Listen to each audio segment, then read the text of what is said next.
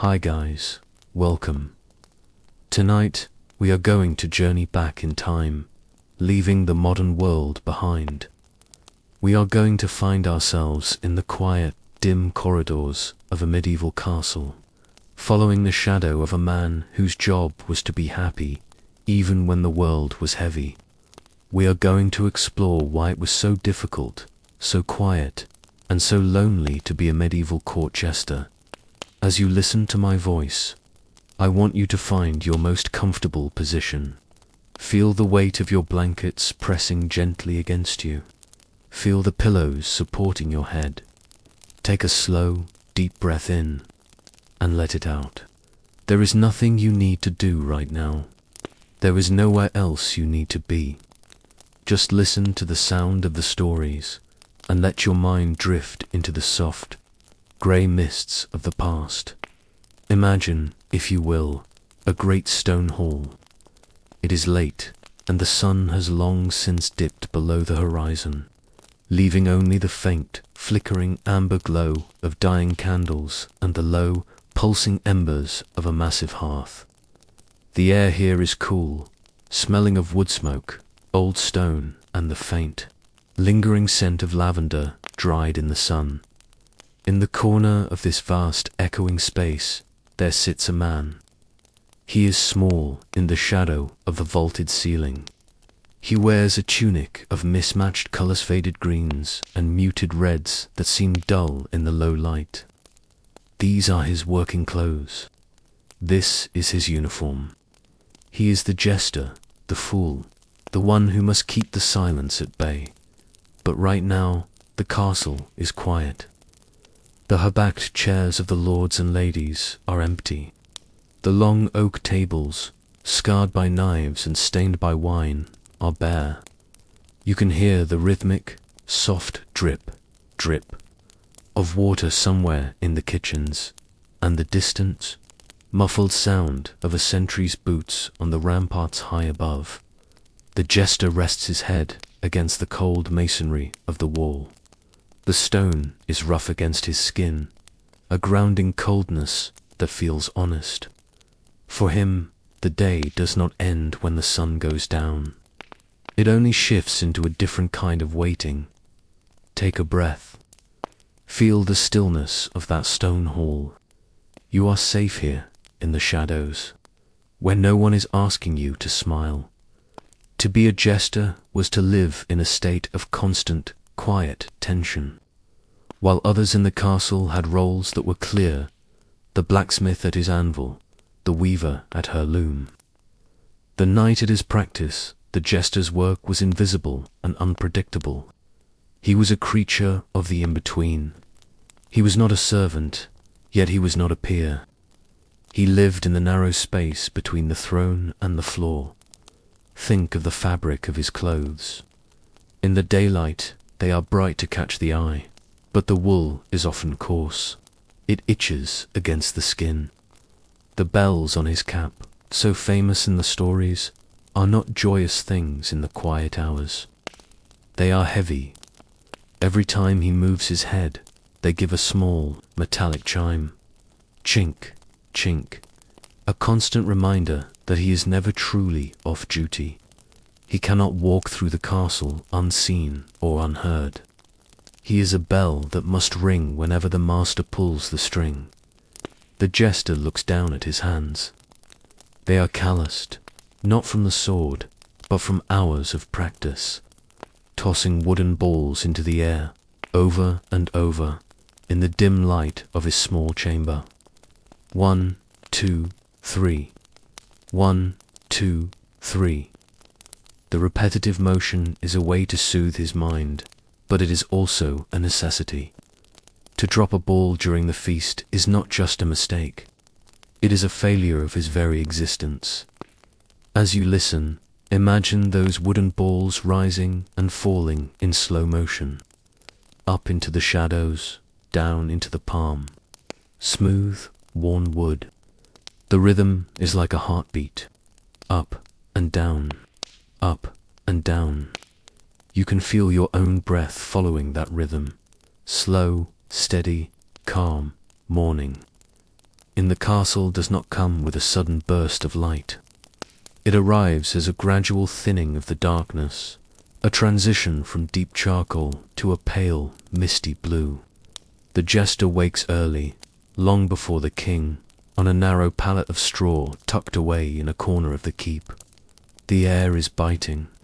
He can see his breath huffed out in small, ghostly clouds. He dresses slowly. His limbs are stiff from the dampness that lives in the castle walls. He pulls on the patterned hose, the mismatched shoes with the long, curled toes. Everything about his appearance is designed to be a joke, a subversion of the dignity that everyone else strives for. He walks down the spiral staircase. His footsteps are soft on the stone, but those bells, ting, ting, ting, they announce him to the empty hallways. He passes the laundry maids, who are already hauling heavy tubs of water. They look at him and smile, but it is a distant smile. He is a curiosity to them, a different species of human. He belongs to the high table, yet he sleeps in the cold like a hound. He enters the kitchens. The smell of baking bread is thick and warm, a golden scent in the blue morning. He sits on a wooden stool by the ovens, seeking the heat. The cooks ignore him, or perhaps they throw a bit of burnt crust his way with a wink. Make us laugh, fool, one might say, though it is too early for laughter. The jester only smiles, a thin, weary smile.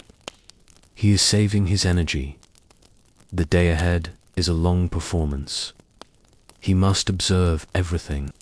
He must listen to the whispers in the hallways, the moods of the guards, the tension in the air. He is a mirror. If the court is sad, he must be the light.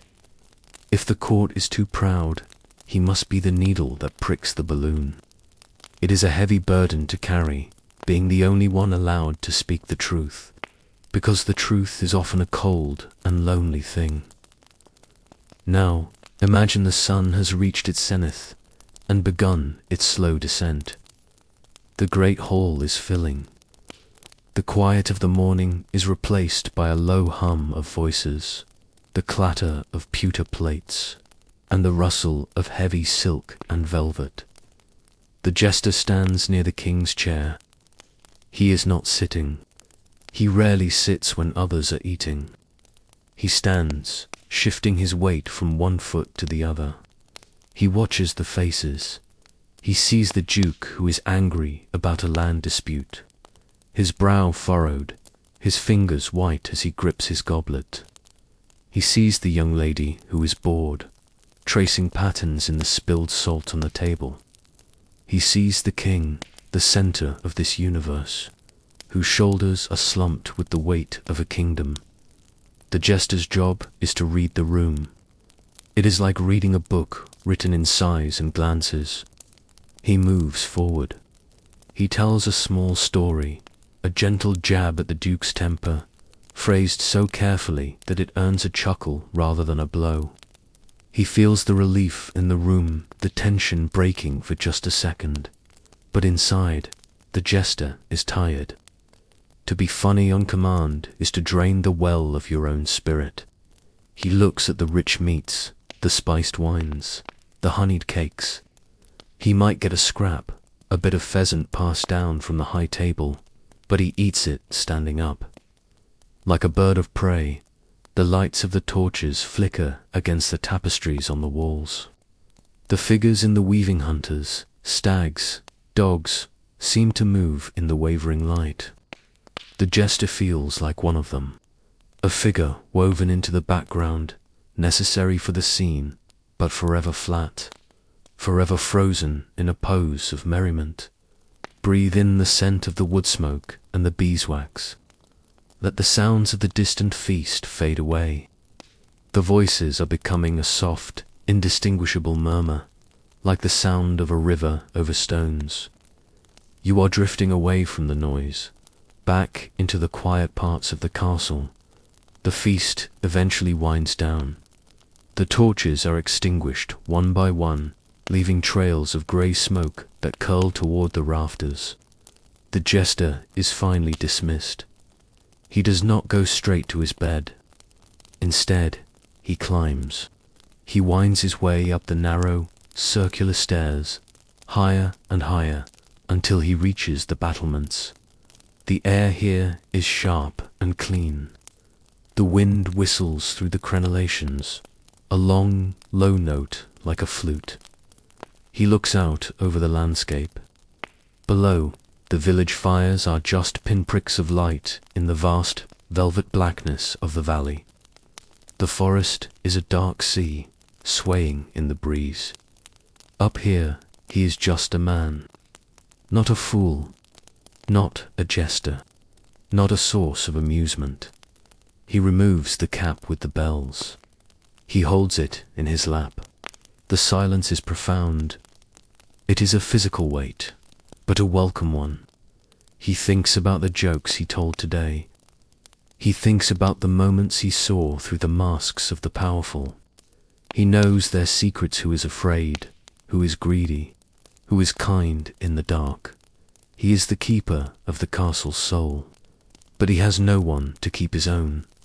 The stars above are bright and cold. They don't laugh. They don't judge. They just burn with a steady, ancient light.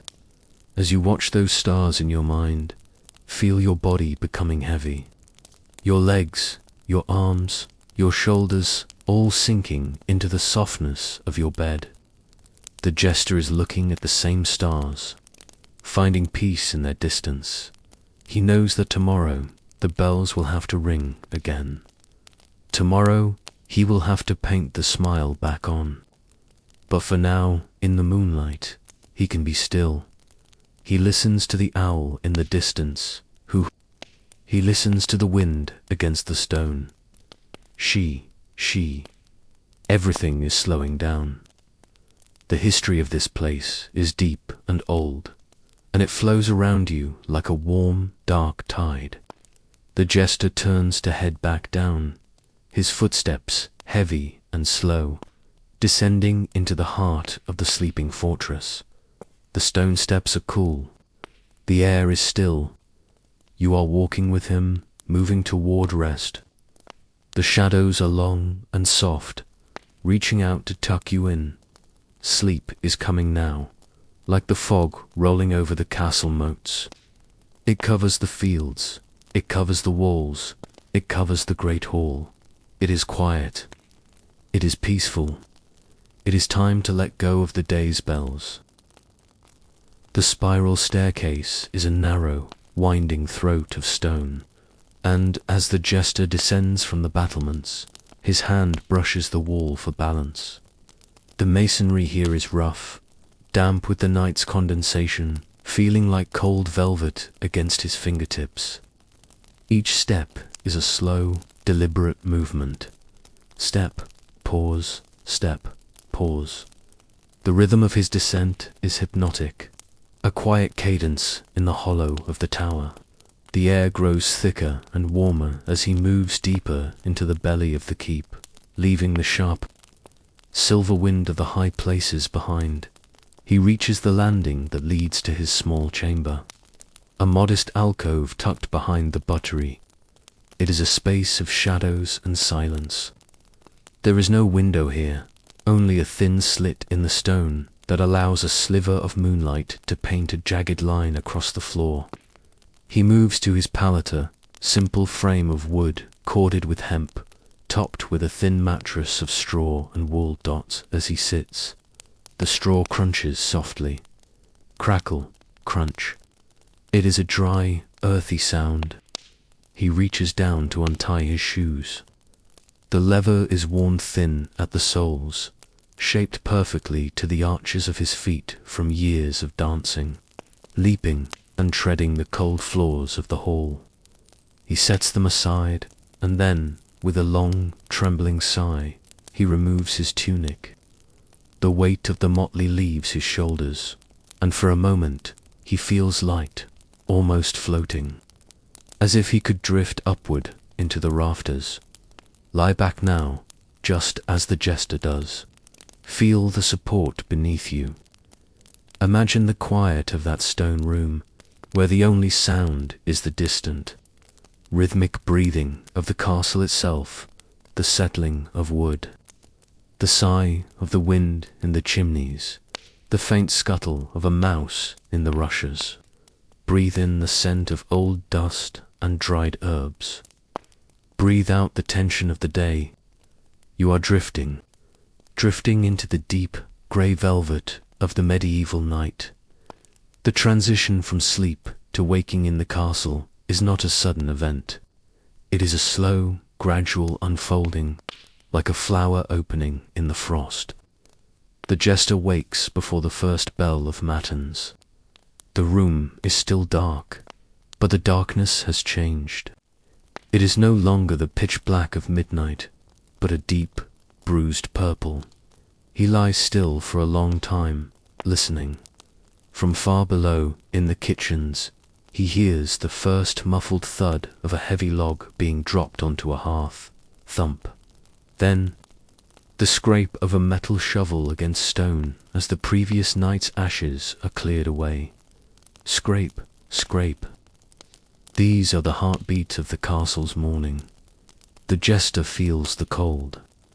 It sits on his chest like a physical weight. He pulls his thin wool blanket tighter, feeling the scratchy fibers against his chin. He knows that soon he must stand. He must find the energy to become the fool once more.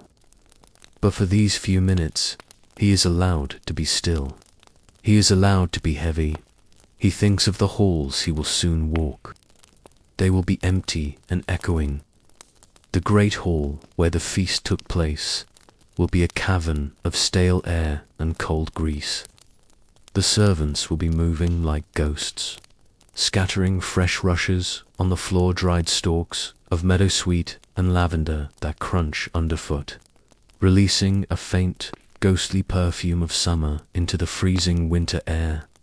Imagine that scent now, a dry, floral ghost of a season long gone. It fills the senses, calming the mind. Meadowsweet, lavender, mint. Each step the jester will take later will release these scents. A small mercy in a hard world. He finally rises. His movements are slow and arthritic. He reaches for a basin of water. It is skimmed with a thin, crystalline layer of ice. He breaks it with his thumb's nap hand, splashes the stinging cold onto his face. It wakes his skin, but his soul remains in the shadows for a little longer.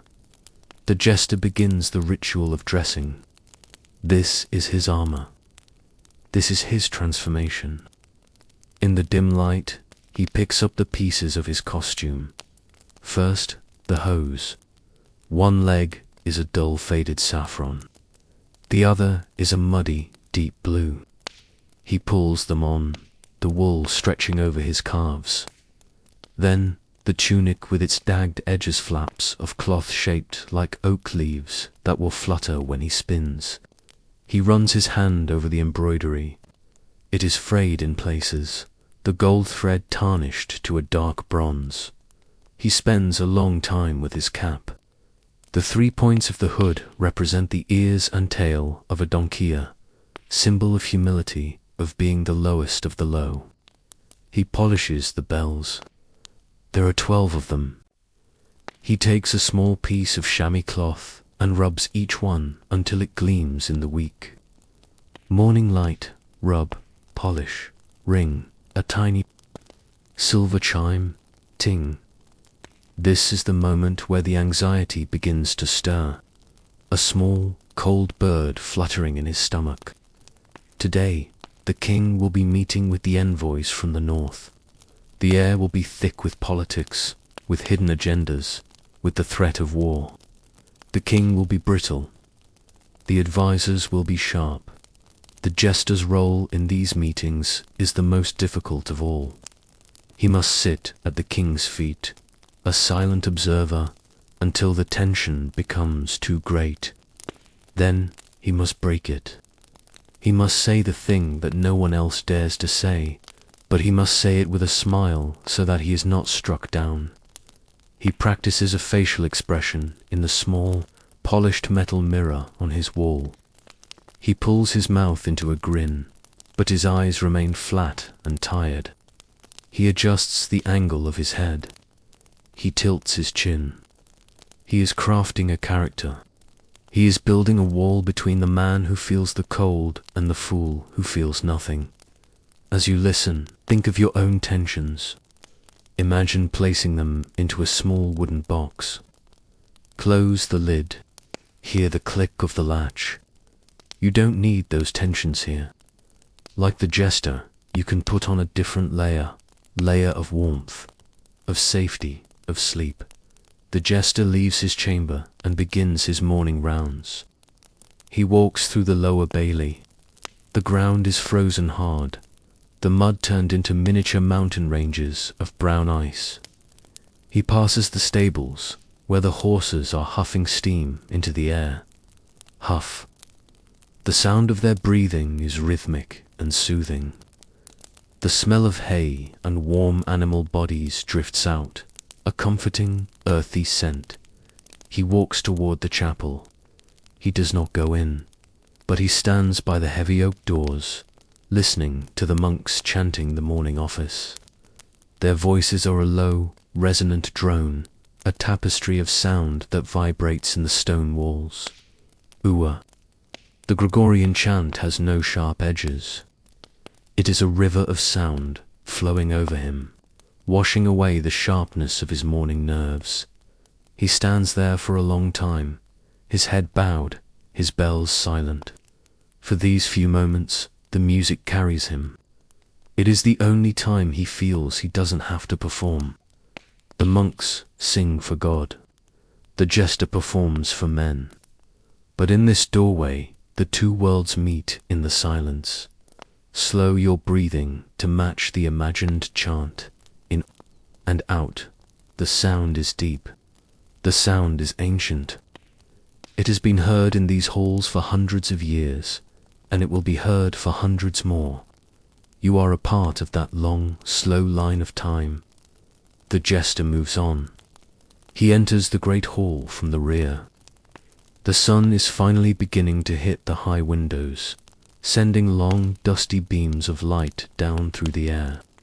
You can see the dust motes dancing in the light, teeny golden specks drifting aimlessly, rising and falling on invisible currents of air.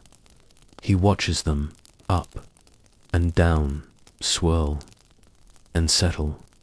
He finds himself moving his hand in the same pattern, a slow, graceful arc through the air. He is learning the rhythm of the room.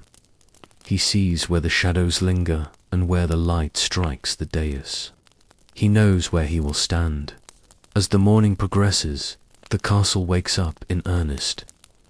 The silence is replaced by the clatter of wood on stone, the shouting of orders, the barking of hounds. The jester moves to the buttery, where he finds a small bowl of pottage oats and leeks boiled into a thick, grey porridge. It is warm, and it coats his stomach. Giving him a small reserve of strength, he notices the steward rushing past, a roll of parchment clutched in his hand. The steward's face is pale. Something is wrong. The jester feels the shift in the atmosphere immediately. The weather of the castle is changing. He slips into the shadows of the throne room. He is like a piece of furniture now. He finds a spot behind a heavy velvet curtain, where the air is cool and smells of old dust. He waits. He hears the heavy doors at the end of the hall groan open. Kriak, the sound of many boots on the stone. The envoys have arrived. They are tall men, wrapped in heavy furs that smell of wet dog and pine resin. Their voices are loud and harsh, clashing with the quiet dignity of the hall. The king enters from the private chambers. He looks older than he did yesterday. His crown seems to weigh more, pulling his head down. He seats himself on the throne with a heavy sigh that is lost to everyone but the jester, who is tuned to the king's every breath. The jester feels the familiar prickle of sweat at the nape of his neck. His heart beats a little faster. Thump, thump, thump. This is the moment of the quiet struggle. He wants to run back to his straw pallet, to the silence of the battlements, to the anonymity of the shadows. But he cannot. He steps out from behind the curtain. A few people notice him and smirk. A few look away in disdain. He makes his way to the king's feet, moving with a strange, hopping gait that makes his bells jingle rhythmically. Jingle, jingle, jingle, jingle. He sits on the floor, cross-legged, and begins to play with a piece of string, knotting and unknotting it with frantic, nimble fingers. As you listen to my voice, I want you to find your most comfortable position. Feel the weight of your blankets pressing gently against you. Feel the pillows supporting your head. Take a slow, deep breath in and let it out. There is nothing you need to do right now. There is nowhere else you need to be. Just listen to the sound of the stories and let your mind drift into the soft, grey mists of the past. Imagine, if you will, a great stone hall. It is late, and the sun has long since dipped below the horizon, leaving only the faint, flickering amber glow of dying candles and the low, pulsing embers of a massive hearth. The air here is cool, smelling of wood smoke, old stone, and the faint, lingering scent of lavender dried in the sun. In the corner of this vast, echoing space, there sits a man. He is small in the shadow of the vaulted ceiling. He wears a tunic of mismatched colors, faded greens and muted reds that seem dull in the low light. These are his working clothes. This is his uniform. He is the jester, the fool, the one who must keep the silence at bay. But right now, the castle is quiet. The high-backed chairs of the lords and ladies are empty. The long oak tables, scarred by knives and stained by wine, are bare. You can hear the rhythmic, soft drip, drip of water somewhere in the kitchens, and the distant, muffled sound of a sentry's boots on the ramparts high above. The jester rests his head against the cold masonry of the wall. The stone is rough against his skin, a grounding coldness that feels honest. For him, the day does not end when the sun goes down. It only shifts into a different kind of waiting. Take a breath. Feel the stillness of that stone hall. You are safe here, in the shadows, where no one is asking you to smile. To be a jester was to live in a state of constant, quiet tension. While others in the castle had roles that would clear the blacksmith at his anvil, the weaver at her loom. The night at his practice, the jester's work was invisible and unpredictable. He was a creature of the in-between. He was not a servant, yet he was not a peer. He lived in the narrow space between the throne and the floor. Think of the fabric of his clothes. In the daylight, they are bright to catch the eye, but the wool is often coarse. It itches against the skin. The bells on his cap, so famous in the stories, are not joyous things in the quiet hours. They are heavy. Every time he moves his head, they give a small, metallic chime, chink, chink, a constant reminder that he is never truly off duty. He cannot walk through the castle unseen or unheard. He is a bell that must ring whenever the master pulls the string. The jester looks down at his hands.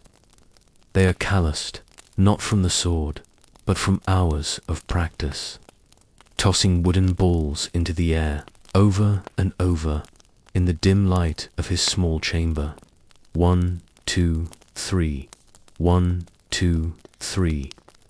The repetitive motion is a way to soothe his mind, but it is also a necessity. To drop a ball during the feast is not just a mistake. It is a failure of his very existence. As you listen, imagine those wooden balls rising and falling in slow motion, up into the shadows, down into the palm. Smooth, worn wood. The rhythm is like a heartbeat. Up and down, up and down. You can feel your own breath following that rhythm. Slow, steady, calm, morning. In the castle does not come with a sudden burst of light. It arrives as a gradual thinning of the darkness, a transition from deep charcoal to a pale, misty blue. The jester wakes early, long before the king, on a narrow pallet of straw tucked away in a corner of the keep. The air is biting. He can see his breath huffed out in small, ghostly clouds. He dresses slowly. His limbs are stiff from the dampness that lives in the castle walls. He pulls on the patterned hose, the mismatched shoes with the long, curled toes. Everything about his appearance is designed to be a joke, a subversion of the dignity that everyone else strives for. He walks down the spiral staircase. His footsteps are soft on the stone, but those bells, ding, ding, ding, they announce him to the empty hallways. He passes the laundry maids, who are already hauling heavy tubs of water. They look at him and smile, but it is a distant smile. He is a curiosity to them, a different species of human. He belongs to the high table, yet he sleeps in the cold like a hound. He enters the kitchens. The smell of baking bread is thick and warm, a golden scent in the blue morning. He sits on a wooden stool by the ovens, seeking the heat. The cooks ignore him, or perhaps they throw a bit of burnt crust his way with a wink. Make us laugh, fool, one might say, though it is too early for laughter. The jester only smiles a thin, weary smile. He is saving his energy. The day ahead is a long performance. He must observe everything. He must listen to the whispers in the hallways, the moods of the guards, the tension in the air. He is a mirror. If the court is sad, he must be the light. If the court is too proud, he must be the needle that pricks the balloon. It is a heavy burden to carry, being the only one allowed to speak the truth, because the truth is often a cold and lonely thing. Now, imagine the sun has reached its zenith and begun its slow descent. The great hall is filling. The quiet of the morning is replaced by a low hum of voices, the clatter of pewter plates, and the rustle of heavy silk and velvet. The jester stands near the king's chair. He is not sitting. He rarely sits when others are eating. He stands, shifting his weight from one foot to the other. He watches the faces. He sees the duke who is angry about a land dispute, his brow furrowed, his fingers white as he grips his goblet. He sees the young lady who is bored, tracing patterns in the spilled salt on the table. He sees the king, the center of this universe, whose shoulders are slumped with the weight of a kingdom. The jester's job is to read the room. It is like reading a book written in sighs and glances. He moves forward. He tells a small story, a gentle jab at the duke's temper, phrased so carefully that it earns a chuckle rather than a blow. He feels the relief in the room, the tension breaking for just a second. But inside, the jester is tired. To be funny on command is to drain the well of your own spirit. He looks at the rich meats, the spiced wines, the honeyed cakes. He might get a scrap, a bit of pheasant passed down from the high table, but he eats it standing up, like a bird of prey. The lights of the torches flicker against the tapestries on the walls. The figures in the weaving hunters, stags, dogs, seem to move in the wavering light. The jester feels like one of them, a figure woven into the background, necessary for the scene, but forever flat, forever frozen in a pose of merriment. Breathe in the scent of the wood smoke and the beeswax. Let the sounds of the distant feast fade away. The voices are becoming a soft, indistinguishable murmur, like the sound of a river over stones. You are drifting away from the noise, back into the quiet parts of the castle. The feast eventually winds down. The torches are extinguished one by one, leaving trails of grey smoke that curl toward the rafters. The jester is finally dismissed. He does not go straight to his bed. Instead, he climbs. He winds his way up the narrow, circular stairs, higher and higher, until he reaches the battlements.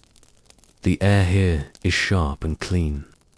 The wind whistles through the crenellations, a long, low note like a flute. He looks out over the landscape. Below, the village fires are just pinpricks of light in the vast, velvet blackness of the valley. The forest is a dark sea, swaying in the breeze. Up here, he is just a man. Not a fool, not a jester, not a source of amusement. He removes the cap with the bells. He holds it in his lap. The silence is profound. It is a physical weight, but a welcome one. He thinks about the jokes he told today. He thinks about the moments he saw through the masks of the powerful. He knows their secrets, who is afraid, who is greedy, who is kind in the dark. He is the keeper of the castle's soul, but he has no one to keep his own. The stars above are bright and cold. They don't laugh. They don't judge. They just burn with a steady, ancient light. As you watch those stars in your mind, feel your body becoming heavy. Your legs, your arms, your shoulders all sinking into the softness of your bed. The jester is looking at the same stars, finding peace in their distance. He knows that tomorrow the bells will have to ring again. Tomorrow he will have to paint the smile back on. But for now, in the moonlight, he can be still. He listens to the owl in the distance. Who? He listens to the wind against the stone. She. Everything is slowing down. The history of this place is deep and old, and it flows around you like a warm, dark tide. The jester turns to head back down, his footsteps heavy and slow, descending into the heart of the sleeping fortress. The stone steps are cool. The air is still. You are walking with him, moving toward rest. The shadows are long and soft, reaching out to tuck you in. Sleep is coming now, like the fog rolling over the castle moats. It covers the fields, it covers the walls, it covers the great hall. It is quiet. It is peaceful. It is time to let go of the day's bells. The jester's fingers trail along the cold, damp mortar of the corridor as he makes his final journey of the night. The torches and the wall sconces have burned down to stubs, spitting and hissing as the last of the tallow meets the iron. Sputter, pop, silence. With every few paces, another light dies, and the darkness stretches out to claim the space behind him. He moves through the gloom not as an intruder, but as a part of it, a shadow that jingles almost imperceptibly with every cautious step as you listen. Imagine the weight of that darkness. It isn't a scary darkness. It is a heavy, protective velvet. It muffs the sharp edges of the world. It wraps around the castle like a thick wool cloak, stilling the unrest of the day. Feel yourself wrapped in that same cloak now. Your room is dark, your bed is a sanctuary, and the air is still and cool. Breathe in that stillness, in and out. The jester stops at the top of a small landing, looking back toward the great hall. In the light of day or the roar of a feast, he is the most visible person in the castle. His clothes scream for attention. His bells demand an audience. His antics force every eye to track his movement.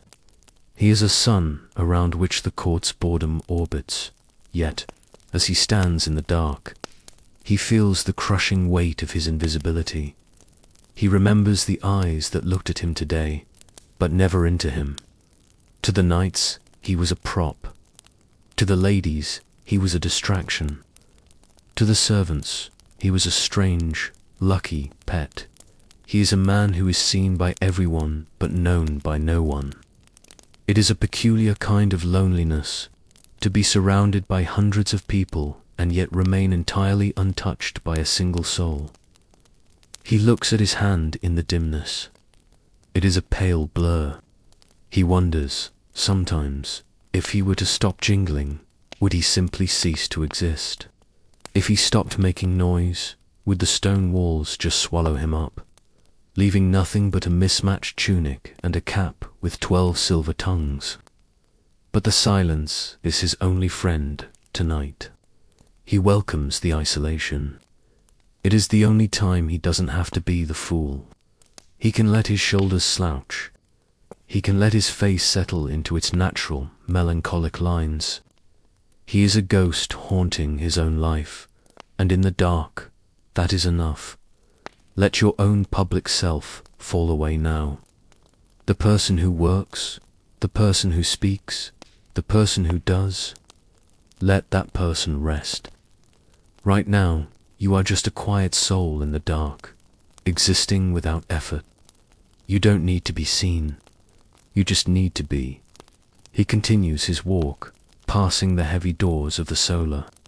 He hears the faint, rhythmic snoring of a guard slumped against a chest. Ulu, Ampar, an Ulu Ampar. It is a dusty, comforting sound. It reminds him that even in this fortress of stone and iron, everyone eventually succumbs to the pull of the night. He reaches his own door. It is small, shorter than the others, stuck into a space that was perhaps meant for storage or a secondary stairwell. The wood is old and silvered with age. The iron latch is cold, almost biting as he lifts it. Clack, he steps inside. The room is tiny, barely wider than his outstretched arms. It smells of the straw of his pallet, the faint metallic tents of his bells, and the lingering scent of the single tallow candle he left unlit on a small stone ledge. He does not light the candle. He has learned to see with his heart and his memory. He sits on the edge of the pallet. The straw shifts beneath him with a dry, rustling sound, like the wind through autumn leaves. Crinkle, hiss, settle. He takes off his cap for the last time. He places it carefully on the floor. Without the weight of the bells, his head feels strangely light, as if he might float away into the rafters.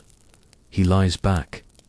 The straw is firm, poking slightly through the thin wool of his undershirt, but it feels honest. It doesn't pretend to be silk. It is what it is. Above him, the ceiling is a series of heavy, dark beams. He stares up at them, tracing the grain of the wood in his mind. He is alone. Truly, deeply alone. The castle walls are 10 feet thick, separating him from the rest of the world. The silence of the cell is absolute, broken only by the sound of his own heart. Thump, thump, thump, thump. It is a steady, slow drum. It is the only music he has to dance to now. In the isolation of his room, the jester's senses become sharp. He hears a drop of water hit the floor. In the corridor outside, Plinky hears the wood of the beams, contracting in the midnight cold. Creaky, he hears the distant, mournful cry of a fox in the forest beyond the moat. These sounds aren't interruptions. They are companions. They tell him that the world is still there, even if he is tucked away in its pocket. He reaches out and touches the stone wall beside his bed. It is rough and uneven. He finds a small hole in the mortar where he has hidden a tiny treasure, a smooth, blue pebble he found in the river years ago. He rolls it between his thumb and forefinger. It is cool and perfect. This pebble is his secret. It doesn't tell jokes. It doesn't need to be entertained. It just exists, beautiful and silent. It is the only thing in the castle that is truly his.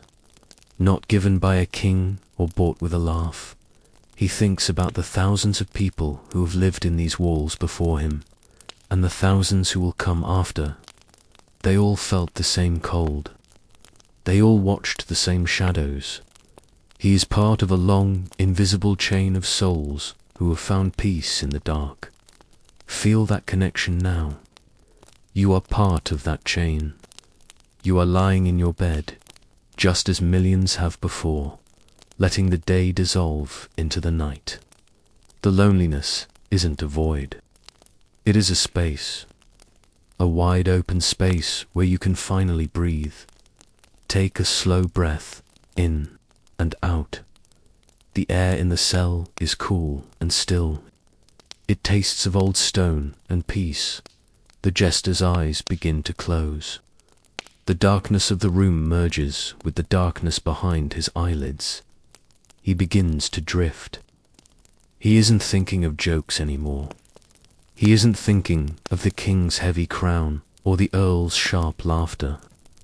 He is thinking of the forest. He is thinking of the way the moonlight looks on the surface of the motor-shattered silver mirror, shifting with the ripples. He feels his body sinking into the straw. His toes relax. His ankles go limp. The tension in his knees, from a day of leaping and bowing, melts away. His hips, his back, his heavy, tired shoulders, they all surrender to the bed. He is no longer the jester. He is no longer the man in the motley. He is just a breath. He is just a heartbeat. He is just a ripple on the water. The castle is quiet now. The fires are all ash. The guards are all still. The king is dreaming of peace, and the jester is finally finding it. The silver bells on the floor are dark. They have nothing left to say. The world is finished with its noise, as the jester falls into the deep, grey mists of sleep. He feels a sense of profound safety. The walls are strong. The night is long. There is nothing to do but rest. Follow him now. Leave the lights of the court behind. Leave the bells and the laughter. Walk down into the quiet parts of your own mind, where the shadows are soft and the air is cool. The straw is settling. The stone is holding, and the night is folding its wings around the castle. Everything is as it should be. Sleep is a tide, rising slowly from the floor, cooling your skin, lifting your spirit. You are drifting out, away from the shore of the day, into the vast, calm ocean of the night. The jester is already there, waiting in the dreams of the stone. The final torch has gone out. The hall is silent. The cell is dark. Close your eyes, and let the history of the night carry you away. The story will continue when the sun finds the walls again. But for now, there is only the deep, beautiful dark. The candle on the stone ledge has long since sputtered into a cold, waxen pool. But the jester does not need the light to see the weight of the day. He lies on his pallet, his eyes open in the velvety dark, tracing the invisible geometry of the ceiling beams. His mind, usually a frantic jester of its own, leaping from joke to joke, begins to slow. It settles on the image of the king's face, not the face the public sees, but the one only a fool is allowed to witness. To be a jester is to be the only person in the kingdom who can look the sun in the eye without being blinded. But it is a precarious position. As you lie there, feel the stillness of your own room. Imagine the air is as cool and heavy as the air in that stone cell. You are safe. You are tucked away. The politics of the world cannot reach you here. Like the jester, you are entering the realm of the quiet, where the only thing that matters is the rhythm of your own breath, in and out, softly and slowly. The jester remembers a moment from the afternoon. The great hall had been tense, a disagreement over a boundary, a cold silence that stretched between the king and a powerful earl. The air had felt brittle, like thin ice over a deep, dark pond. One wrong word from anyone would have shattered the peace, leading to iron and blood. The jester had moved then, not with a loud tumble, but with a soft, sliding step. He had crept toward the king's throne, his bells muted by the way he held his head. He had whispered a single, nonsensical sentence, a riddle about a crow and a piece of cheese. That was just absurd, enough to break the king's stare. He saw the king's jaw relax. It was a tiny movement, a softening of a single muscle, but to the jester, it was as loud as a shout. He had felt the danger pass. But there is a shadow to that power. To be the king's truth-teller is to walk on a tightrope made of silk. If the joke is too sharp, it cuts. If it is too dull, it bores. And a king who is bored or bleeding is a dangerous man. The jester feels that phantom tension in his own limbs now. He stretches his legs out against the straw. Crinkle, rustle. He lets the tension go. He imagines the silken rope falling away, leaving him standing on solid, warm ground. You can let go of your ropes too. Whatever you had to balance today, the words you had to choose, the faces you had to wear, you can let them drop. The silk is gone. The ground is firm. You are supported. You are sinking into the softness of the night. There is a strange, quiet intimacy between the throne and the floor. Sometimes, when the court is empty and the cleaners have moved on, the king will stay. He will sit in the shadows of the dais, his crown resting on a table like a discarded bowl. In those moments, the jester is not a performer. He is a witness. He remembers the smell of the king's expensive, heavy wool and the faint scent of old parchment that always clings to him. He remembers how the king's hand once rested briefly on his shoulder, heavy, tired hand that felt less like a master and more like a brother in exhaustion. "Fool," the king had whispered, his voice like the grinding of dry stones. "Tell me a story where no one dies and no one wins." And the jester had spoken of the clouds.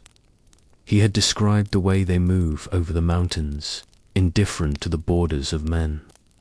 He had spoken of the way the moss grows on the north side of the trees, slow and patient. He had spoken of the things that are eternal and quiet. As he remembers this, the jester feels a strange ache in his chest, a mixture of loyalty and pity. He is the only one who knows that the most powerful man in the land is also the most tired. He is the keeper of the king's humanity. Think of that quiet story. Imagine the clouds moving over the grey peaks of a medieval mountain range. They are white and fluffy, or dark and heavy with rain, drifting, never stopping. They don't care about kings. They don't care about jesters. They just flow with the wind. Let your thoughts be like those clouds. Don't try to stop them. Just let them drift across the sky of your mind until they disappear into the blue-black of sleep. The jester turns onto his side. The straw of his pallet is warm from his body heat. He thinks of the wrong things he could have said. A jester must be a mirror, but a mirror that reflects the truth at an angle. If he tells the king the truth too directly, it is an insult. If he lies, he is useless. He must dance in the middle, in the soft danger of the metaphor. It is a constant quiet work. It is like tending a small flame in a high wind. You must cup your hands around it, protecting it, feeding it just enough air to burn, but not so much that it flares up and burns your fingers. He feels his hands relaxing. They are no longer cupped around a flame. The wind has died down.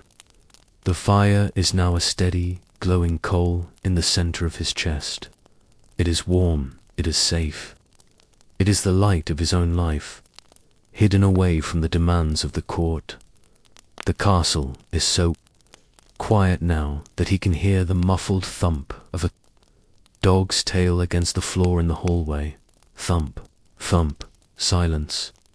Even the hounds are dreaming of the hunt the Jester imagines.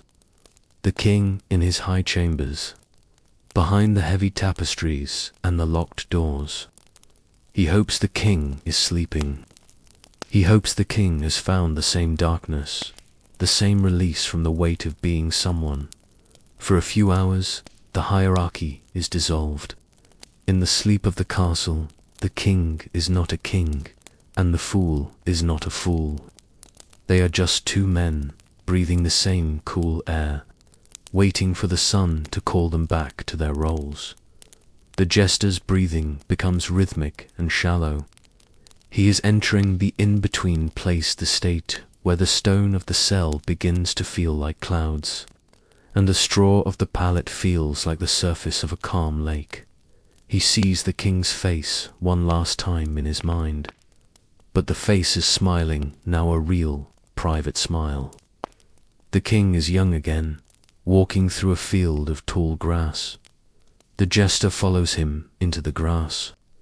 The bells on his cap are silent. They have turned into flowers, white daisies with yellow centers, swaying in a warm breeze. The danger is gone. The tension is gone. The need to be clever has vanished. The jester is just a boy again, before the motley, before the court, before the bells. He is running through the grass, and the sun is warm on his back. Follow him into that field. Feel the grass brushing against your hands. It is soft and cool. The air is filled with the scent of clover and wild thyme. There is no one to please. There is nothing to prove. The castle is a dream. The court is a shadow. The only thing that is real is the warmth, the breath, and the slow, steady pull of the deep. The history of the day is written in the dust, and the night is here to wash it away. Everything is quiet. Everything is still. Everything is peace. The jester has reached the center of the field, where the grass is longest and the sun is most golden. He lies down in the green, and the world disappears. We will leave him there, in the quiet heart of his own dream. The king is sleeping. The castle is holding its breath, and you, too, are ready to let the last of the light fade. The story of the jester's morning will wait. For now, there is only the field, and the wind, and a deep, deep sleep. The jester shifts on his pallet, the straw beneath him letting out a tired, dry sigh that seems to echo the exhaustion in his own bones. His mind, drifting now in that hazy borderland between waking and dreaming, begins to wander out of his small cell. It travels through the thick stone walls, sliding like a shadow along the damp floor of the corridor, venturing into the world of the others who keep the castle breathing while the great lords sleep in the daylight. The castle is a hive, and every soul has its cell, but the jester's cell is made of glass. He is seen by everyone, yet he fits nowhere. As you listen, imagine the heavy, rhythmic pulse of the castle at night. It is a slow, deep thrum, like the purr of a great stone beast. Feel your own heartbeat slowing to match that pulse. Thump, thump, silence. You are safe in the belly of the fortress. The walls are thick, the world is distant, and the air is cool and still. The jester remembers the kitchens from the early morning. It is a world of steam, of blood and flour, of the sharp tang of vinegar and the heavy, sweet scent of roasting fat. To the cooks and the scullery maids, the jester is a strange creature. They see him as a man who has escaped the real work of the world.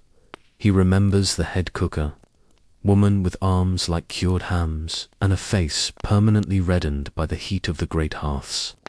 When he walks past her, she often grunts, a sound of weary dismissal.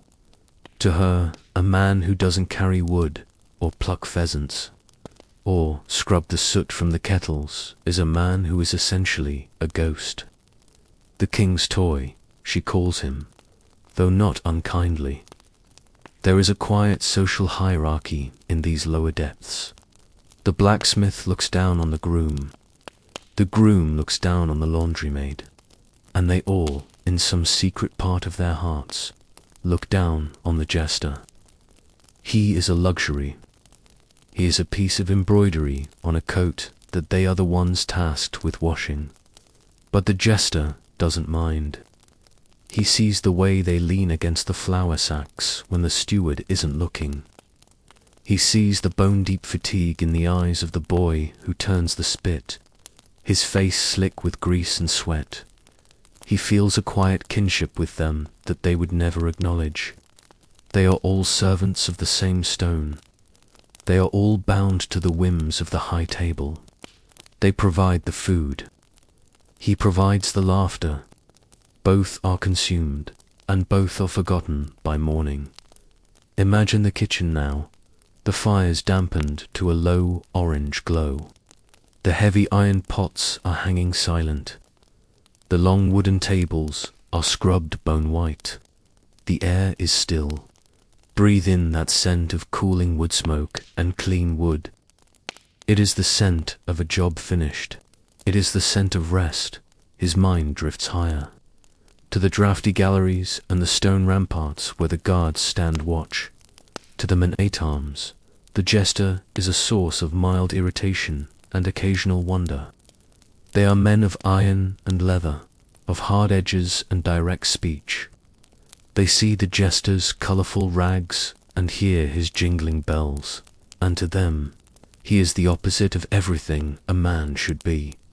He remembers passing a sentry in the blue light of dusk. The man stood as still as a statue, his halberd a long, dark line against the sky. As the jester jingled past, the guard didn't move his head, but his eyes followed the fool. There was no hatred in that look, only a profound lack of understanding. How can a man spend his life trying to be small and ridiculous, while another spends his life trying to be tall and formidable? The jester knows the secret, though. He knows that under the iron breastplate, the guard's heart beats with the same fear of the dark. He knows that when the winter wind howls through the arrow, the guard wishes he had a joke to keep him warm, just as the jester wishes he had a sword to make him feel heavy and real. The hierarchy of the castle is a ladder of shadows. Each man stands on the shoulders of the one below, and all of them are looking up at a sky that doesn't care for titles. As you lie there, feel the iron of your own resolve melting away. You don't need to be a guard tonight. You don't need to be formidable. You don't need to watch the horizon. The castle is secure. The gates are barred. You can let your armor fall to the floor with a soft, muffled thud. There are moments, however, when the barriers thin. The jester remembers a night, weeks ago, when he found a young stable hand sitting by the well, crying silently in the dark. The boy had dropped a precious saddle into the muck, and he feared the master's lash dot. The jester didn't tell a joke. He didn't dance. He simply sat down next to the boy in the dirt. He took off his jingling cap and placed it on the ground between them, silencing the bells. They sat in the dark for an hour, two shadows against the grey stone. The jester didn't offer words of wisdom.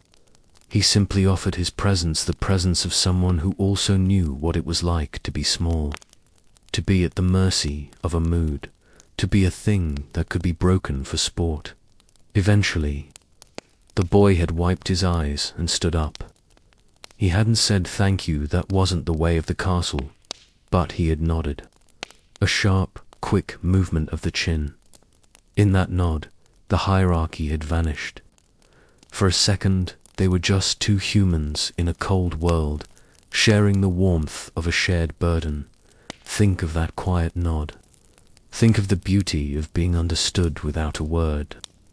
You are understood here, in the dark. You are accepted. You are enough. You don't need to perform for the cooks or stand tall for the guards. You are just a soul resting in the cradle of the night. Now. The jester feels the sleep of the entire castle pressing down on him. He imagines the head cook, snoring softly on her cot in the buttery, her hands finally still. He imagines the guards, leaning against the cold stone of the towers, their eyes half closed as they watch the stars.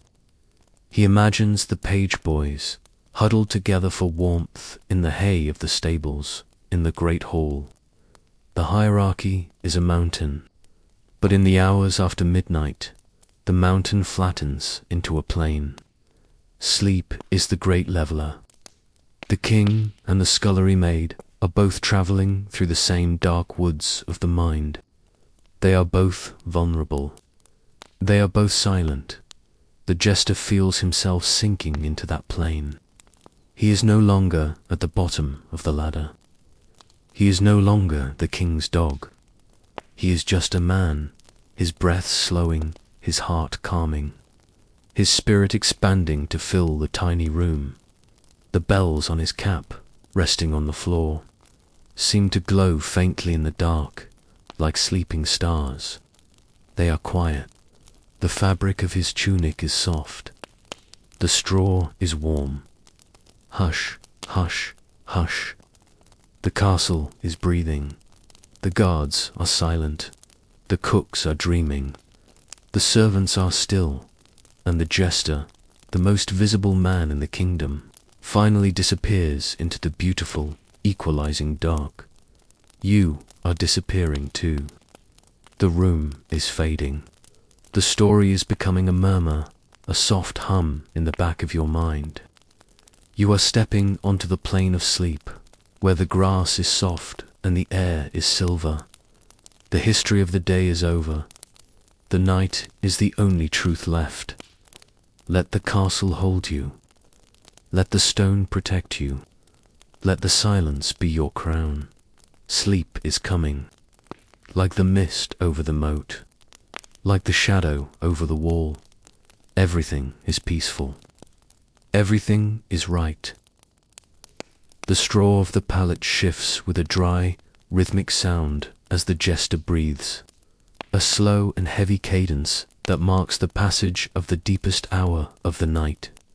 His mind, now drifting through the soft, grey curtains of half-sleep, begins to pull forward the memory of the feast days, the long, glittering, exhausting stretches of the calendar when the castle is not just a home, but a stage that never grows dark.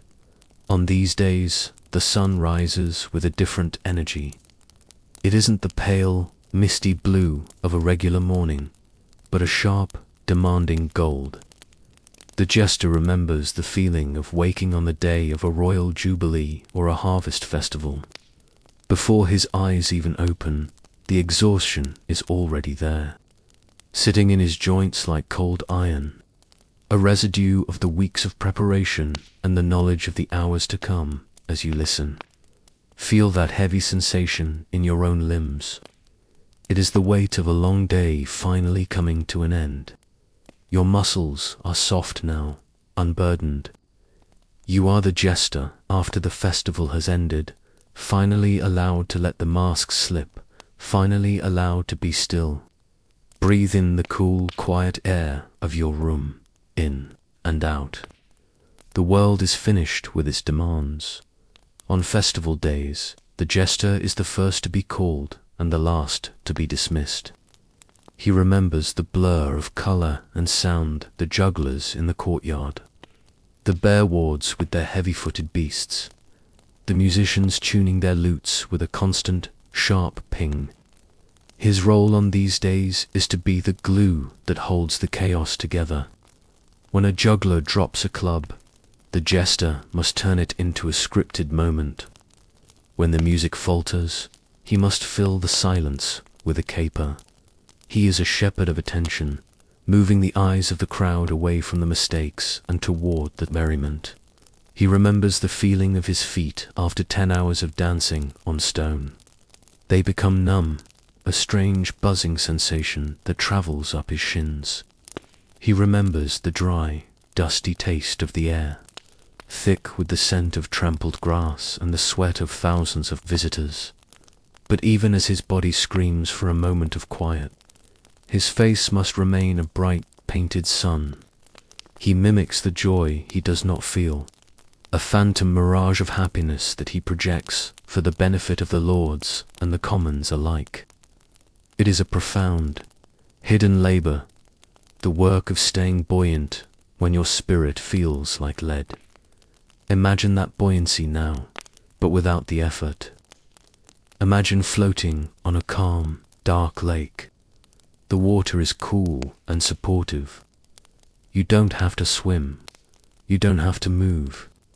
You are just being carried by the gentle ripples of the night, drifting, drifting. There are moments, even in the height of a festival, where the jester finds a pocket of silence. He remembers standing behind a large wine tun in the courtyard, the roar of the crowd just a few feet away, muffled by the heavy oak of the barrel dot in that small, dark space. He would let his face fall. He would close his eyes and lean his head against the wood, feeling the vibration of the laughter through the timber. It was a private communion with the silence. For 30 seconds, he was not a fool. He was just a man, breathing, counting the heartbeats until he had to step back out into the light. He sees the faces of the nobility, flushed with wine and self-importance. They look at him and see a creature of endless energy, a fountain of wit that never runs dry. They do not see the way he grips his own wrists to keep his hands from shaking. They do not see the way he calculates every movement to conserve the tiny spark of energy he has left. He is a master of the long game of exhaustion. He knows how to smile with his mouth while his eyes are miles away, walking through a quiet forest in his mind. He knows how to tumble in a way that uses the momentum of the fall to rest his muscles for a split second on the ground. You can take that rest now, but you don't have to hide it. You can let your whole body go slack. The crowd of your thoughts has gone home. The festival of your day is over. The courtyard of your mind is empty, and the moon is the only light that remains. When the final torch of the festival is quenched, and the last guest has stumbled away to their tent or their chamber, the jester is left with a silence so loud it rings in his ears. He remembers the walk back to his cell on those nights. The castle feels haunted by the echoes of the day. The smell of burnt fat and spilled ale lingers in the cold air, a sour reminder of the revelry. He moves like a ghost. The bells on his cap are heavy, almost too heavy to bear. Every chime feels like a needle. He reaches his cell and doesn't even bother to undress at first. He simply collapses onto the straw, his mismatched legs tangling, his arms outspread. In that moment of total collapse, there is a strange, melancholy peace. He has survived. He has given everything he had, and now he is empty. And in that emptiness, there is room for sleep to enter. It starts at his toes, a cool grey wave that washes away the ache. It moves up his legs, over his weary knees, settling in the small of his back. It flows over his chest, slowing his heart, and finally reaches his mind.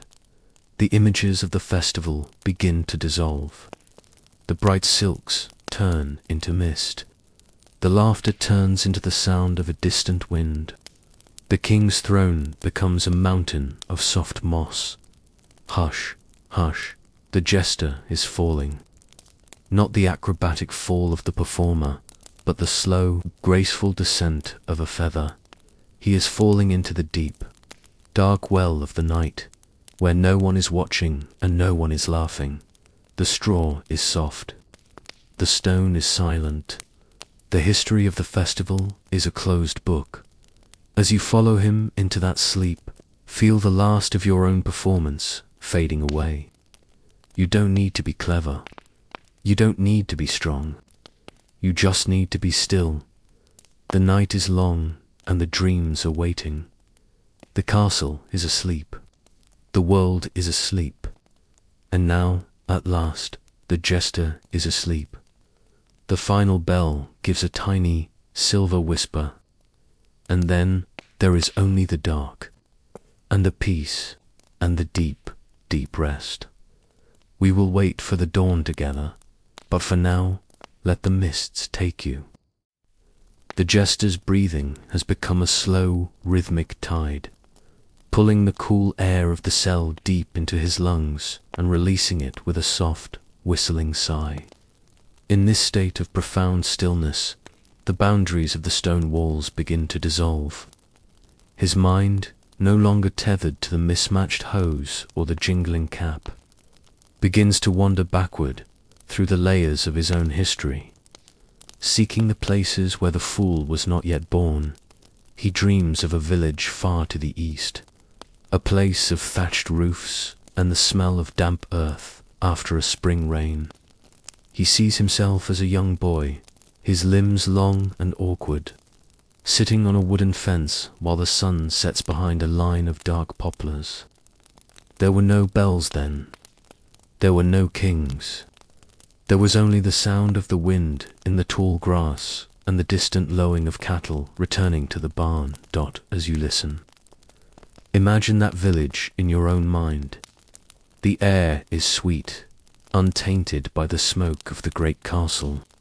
The light is a soft, bruised purple stretching across the fields. Feel the cool wood of that fence beneath your hands. Feel the absolute simplicity of a world where nothing is expected of you. You are just a child in the twilight, watching the stars wake up. Breathe in the peace. Breathe out the day in the court. He is fool, or droll, or Sir Nav. His real name, the name his mother whispered when she tucked him into a bundle of wool, has become a secret thing. A smooth stone kept hidden in the pocket of his soul. He repeats it to himself now, in the silence of his thoughts, a silent incantation that anchors him to his own humanity. He remembers the first time he realized he could make people laugh. It wasn't a performance.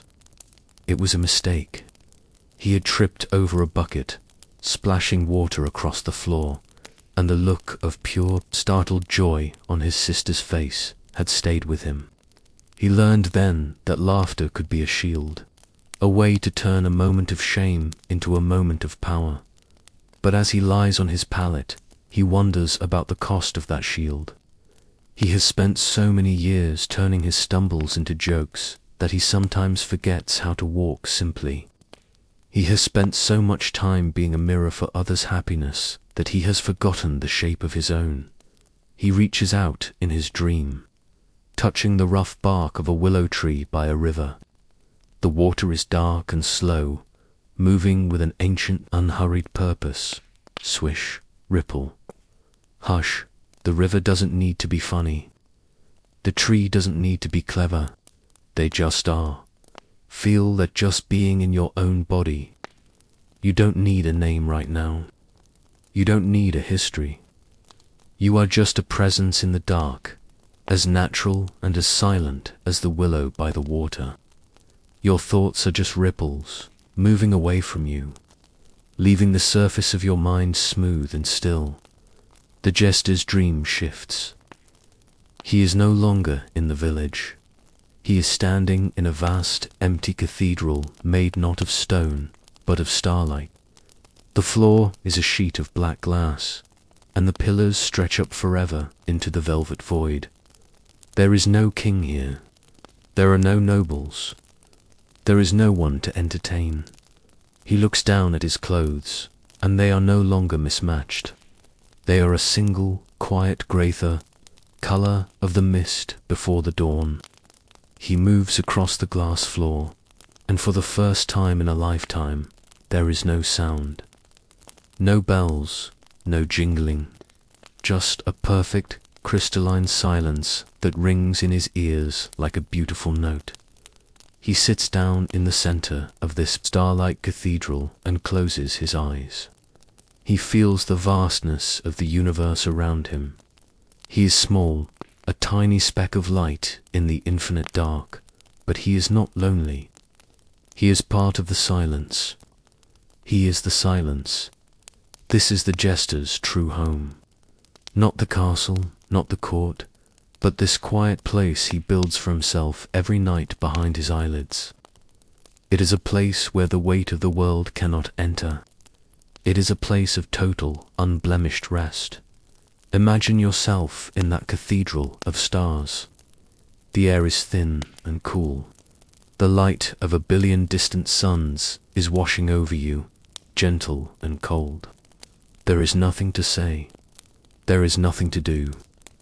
You are floating in the great silence, drifting, drifting, further and further away from the shore of the world.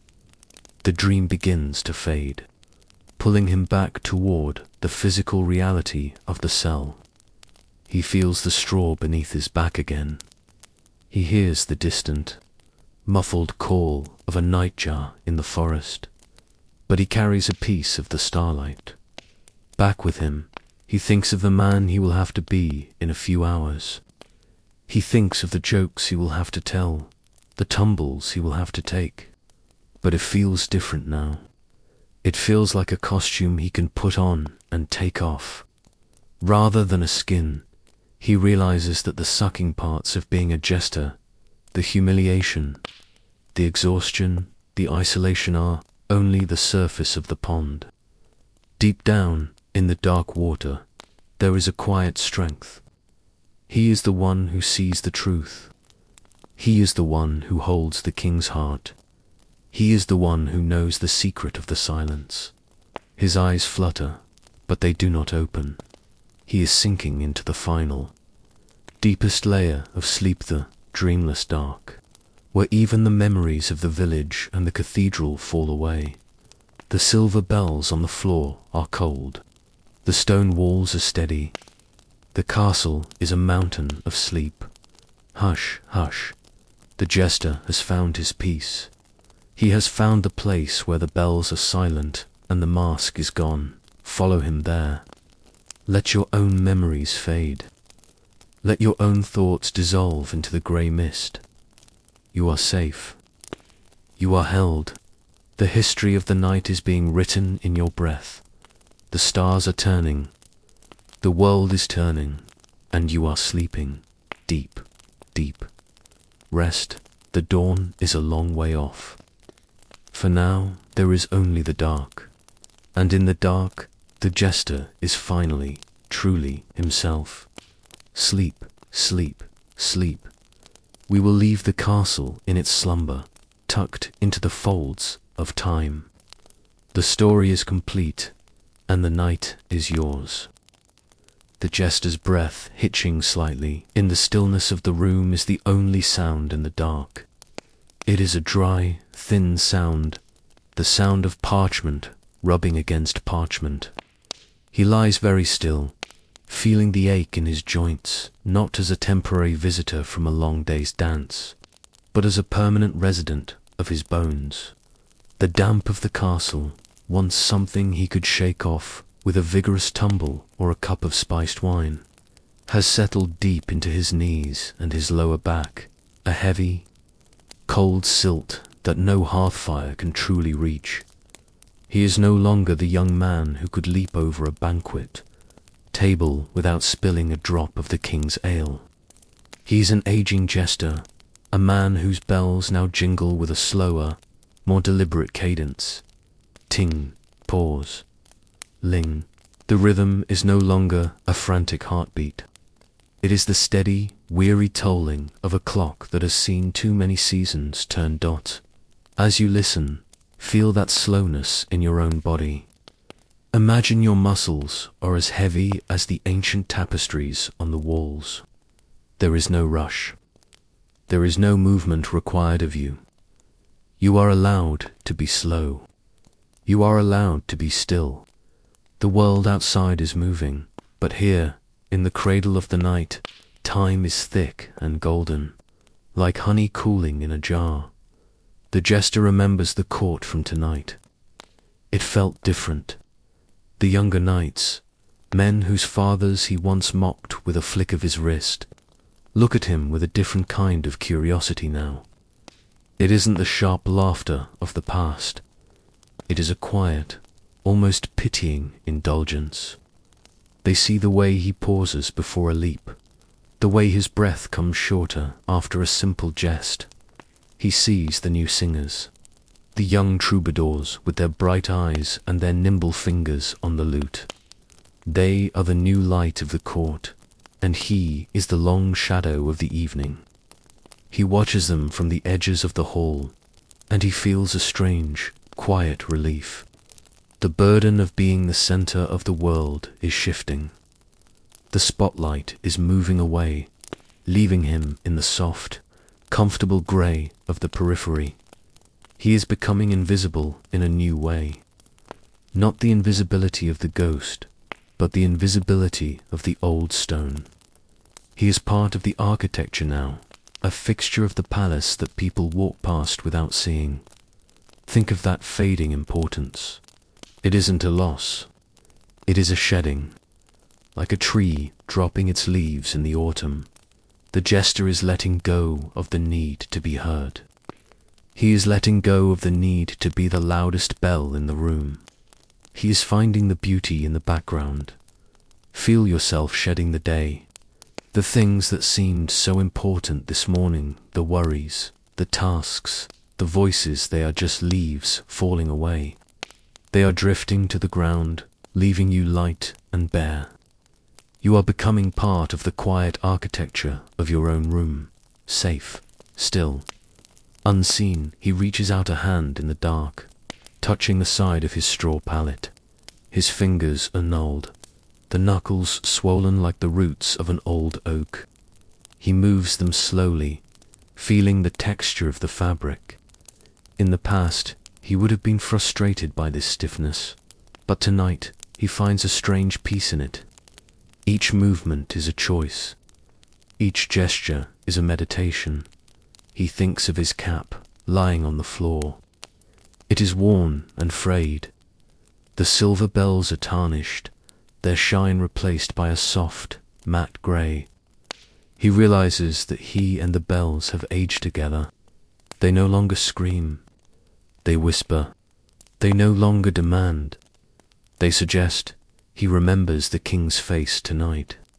The king is aging too.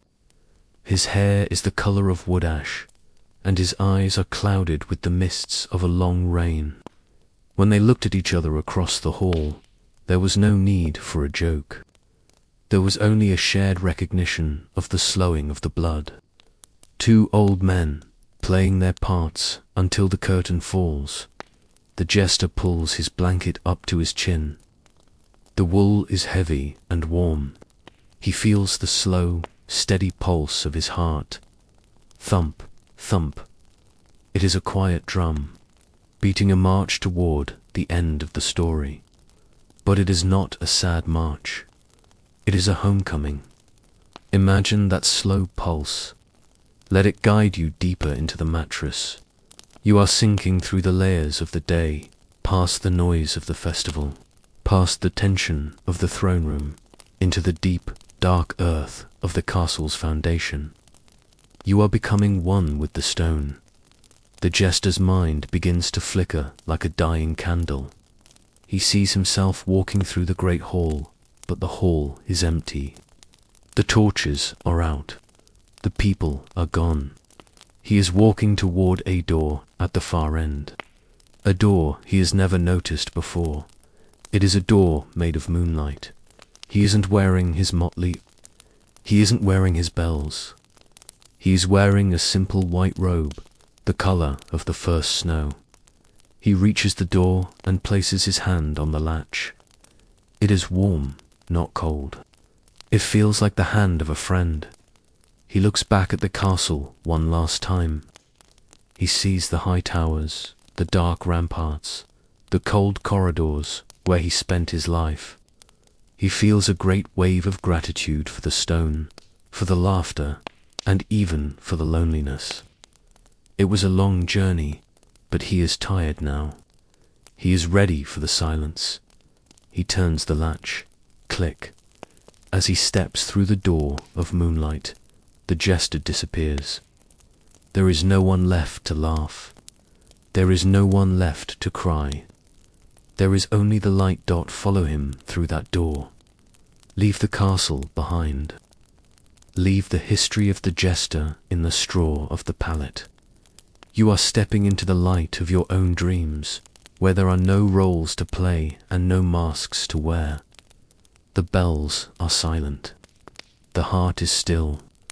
The night is eternal. The jester's story is over, and your sleep is beginning.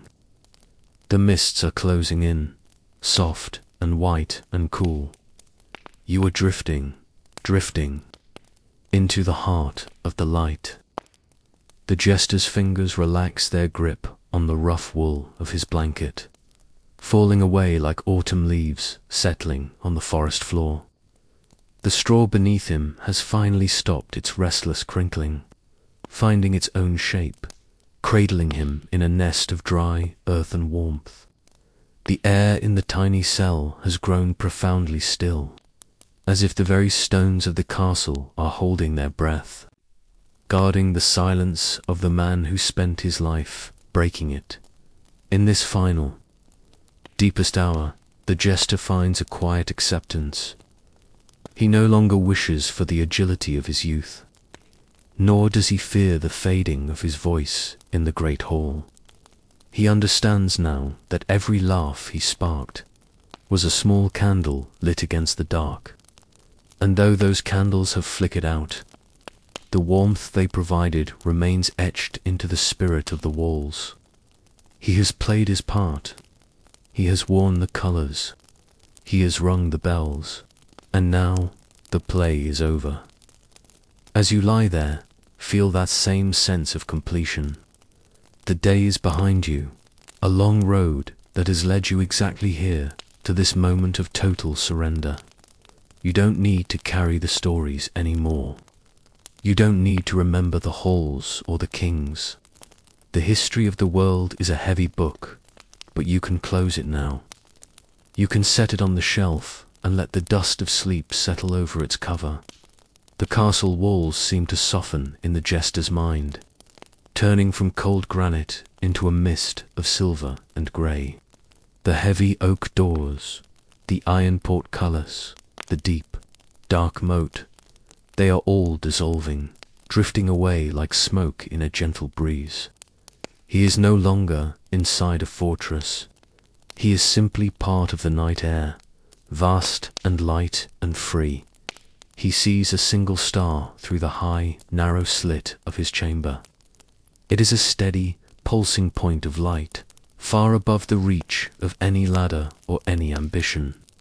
He focuses on its rhythm, glow and dim, glow and dim.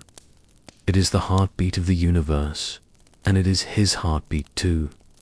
He feels a profound gratitude for the silence. It is not an empty thing, but a full, rich presencer, velvet cushion for his soul. He realizes that all the noise of his life was just a prelude to this perfect, golden quiet. Let that quiet fill your own room. Let it flow into the corners, under the bed, and over your pillows. It is a soft, heavy tide, pulling you away from the shore of thought.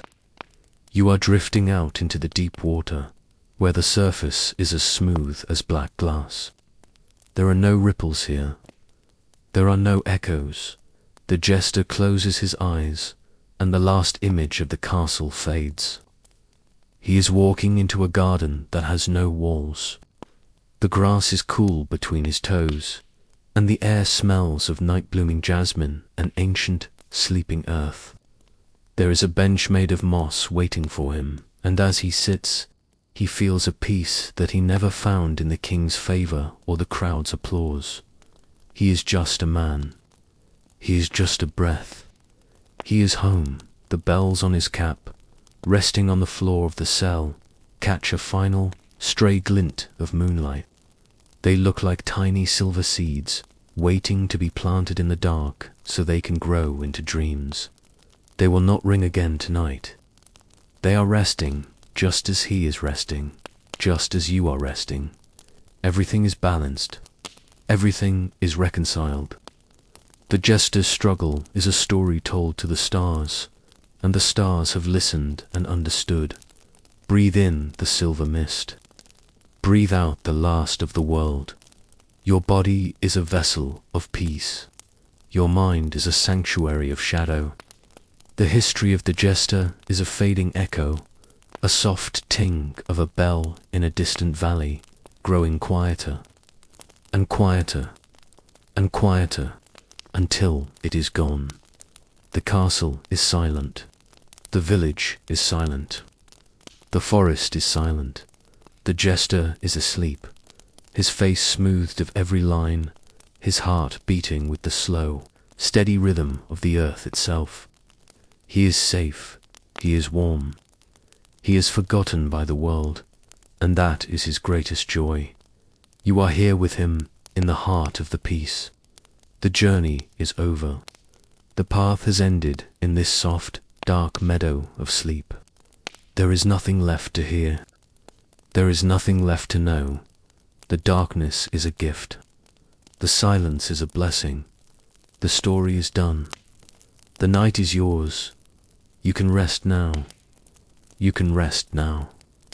You can rest now. Sleep, sleep, sleep.